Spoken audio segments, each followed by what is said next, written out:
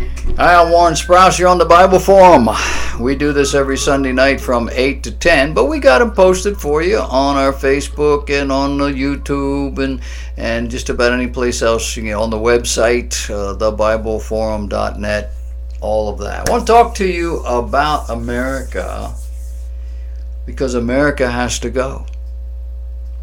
Unless you are living under a rock down by the river, you've heard about Charlottesville, Virginia. Marchers showing up to stop officials from removing a Confederate statue from government land. It wasn't a success. It was largely peaceful. Lots of posing, pushing, pretend fighting. And eventually the people were ordered to disperse as police in riot gear lined the street on both sides, and about 30 or 40 National Guardsmen waiting in riot gear in case they were needed. Not. You didn't read anything like that.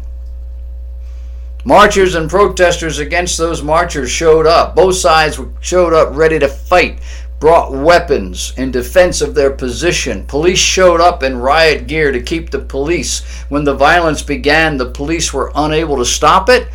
One news reporter said the police told her that they were instructed to stand down, or at least to pull back.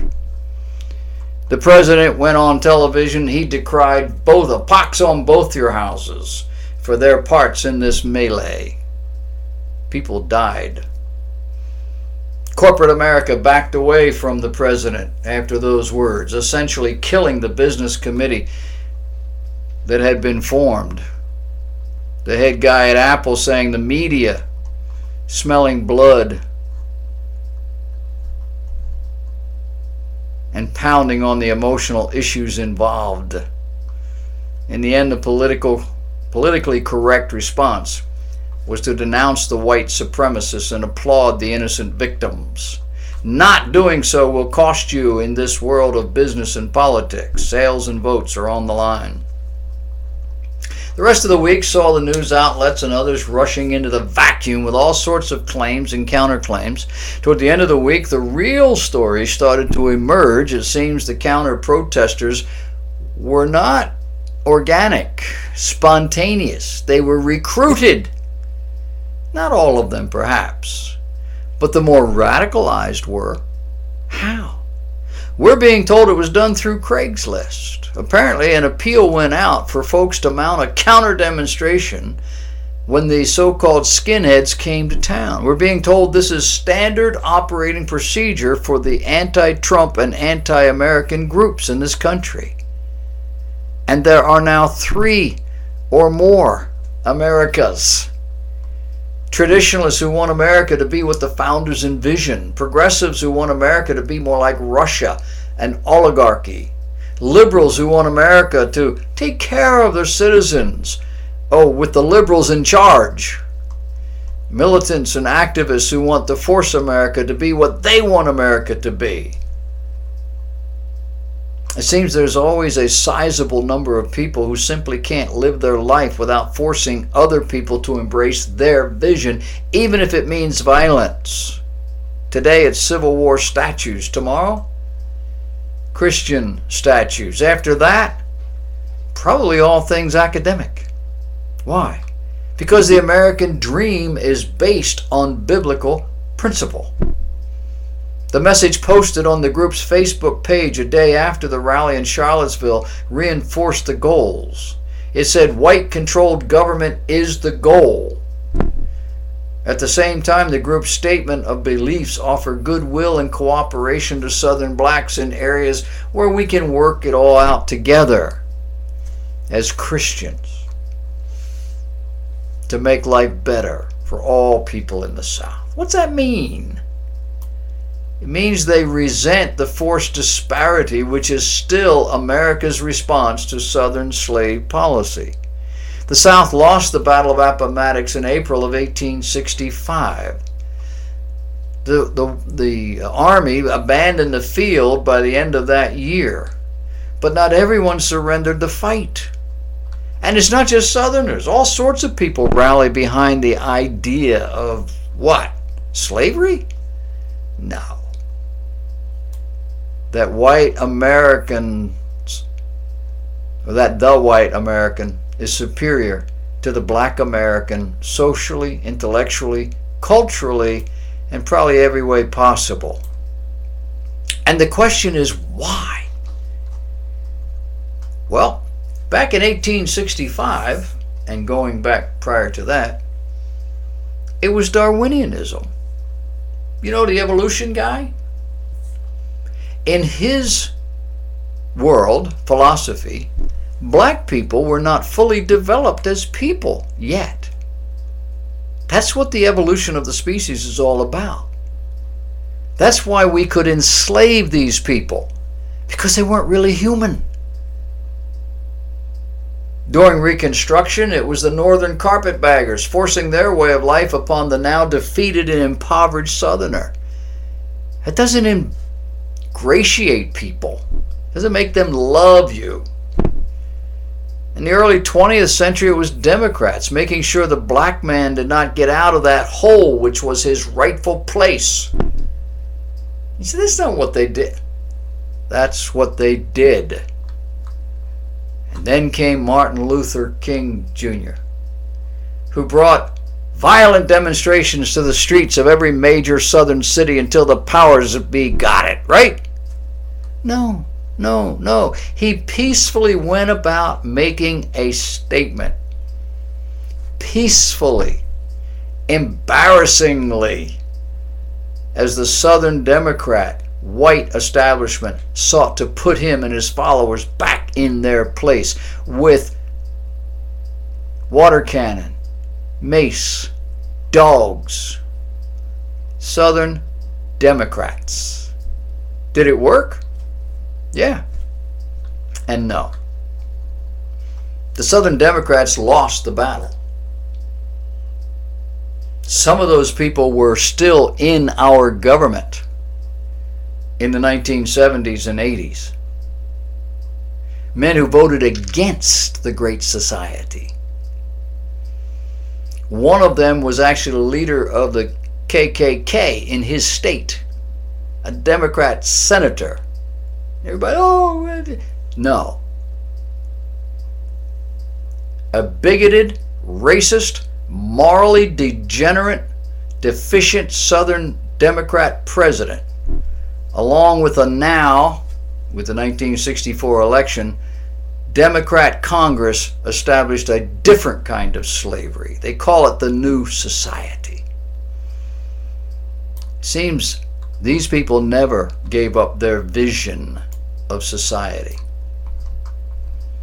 In that vision, black people, predominantly in the South, were now qualified for all sorts of public money and programs with the stated goal of raising them out of poverty and introducing them into mainstream society.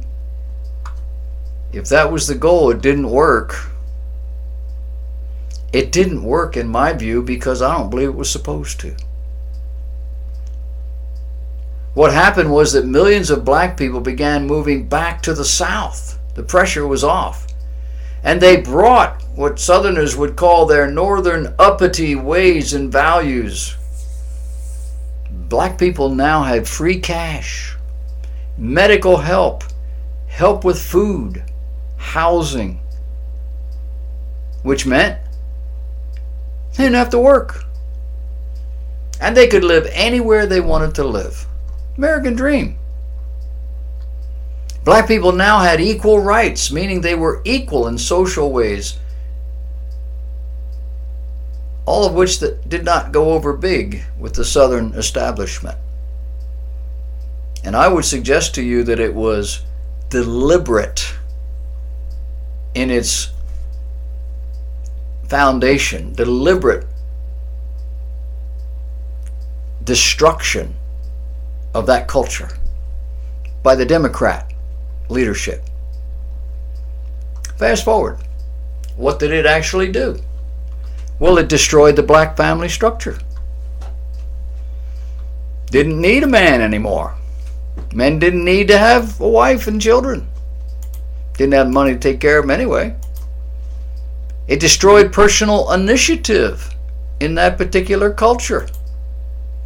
It destroyed the basic social structure of decency and politeness and responsibility and so forth. It destroyed the spiritual core of the black community. Over time, black folks were integrated into a culture they did not understand and would not accept. Now, that's not true of every black man or every black woman.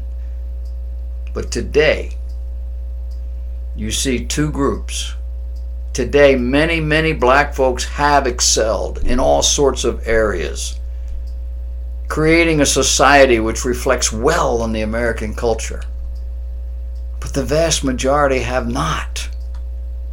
The majority have succumbed to the natural result of giving people things they did not earn, black or white.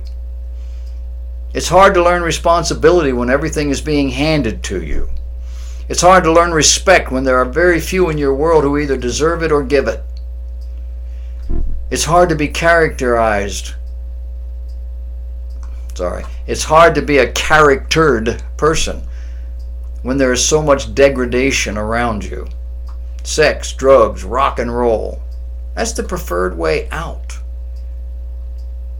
You disagree with my characterization? You have notable illustrations of the opposite? Then you have proven my point. The opposites stand out against the backdrop of so much degradation and destruction. And you apparently aren't watching the news. How many rap stars have been gunned down? Why are musicians characterized as drug users and womanizers? Why did 18, 19, and even 20th century parents not want their children to date or marry show folk? But every day, folks didn't used to be this way. It used to be a drunk would tip his hat to a lady on the street. It used to be people felt safe on the street alone. The black woman today knows she can't depend on black men, although she wants to, and she tries. She gives in to sex with these losers only to abort the child several times over, and all at government expense.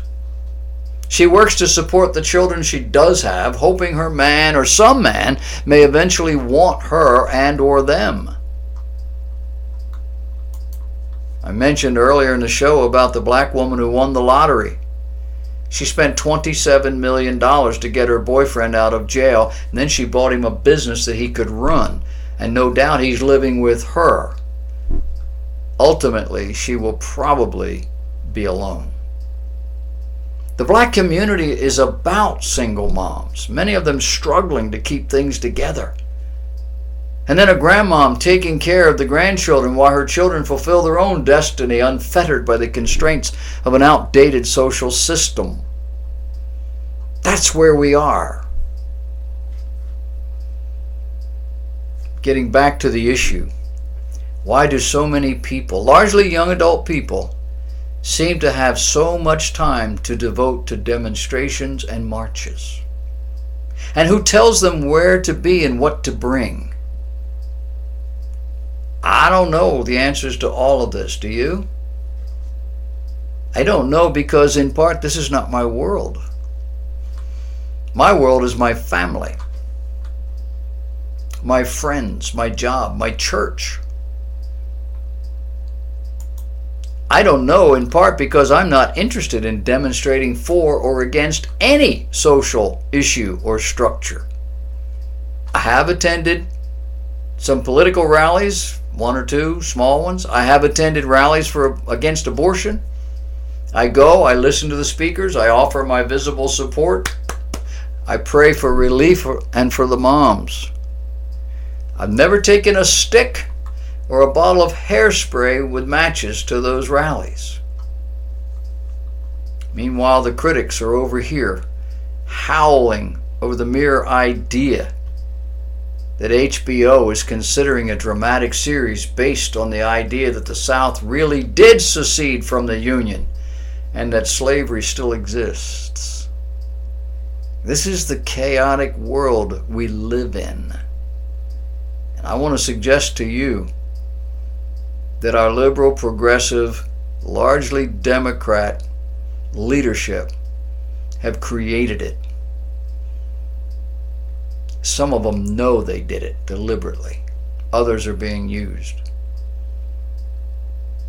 And they did it for their own purposes, using people, destroying a culture, and then turning around and blaming anybody that looks like me.